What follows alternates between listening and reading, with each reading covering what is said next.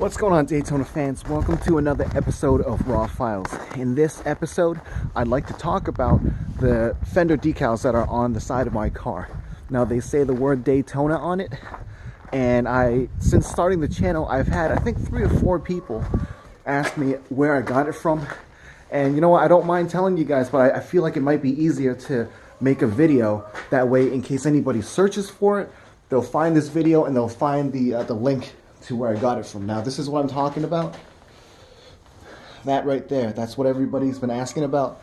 And I got that off of Amazon. Now, funny thing is, that particular decal is for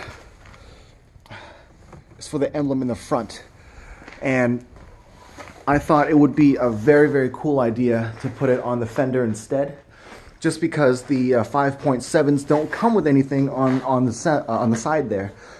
And I thought that was a pretty good use of space. You know, it really complemented the rest of the black on the car.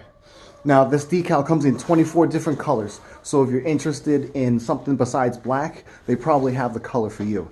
I'll leave the link in the description below. And hopefully this will help anybody else in the future who is thinking about getting that decal, whether they're putting it on the grill or whether they're putting it on the fender like I did. Anyway, that's it for this episode. It's cold. I want to get back inside. I hope this was a quick enough episode for you guys. Have a great day. Peace.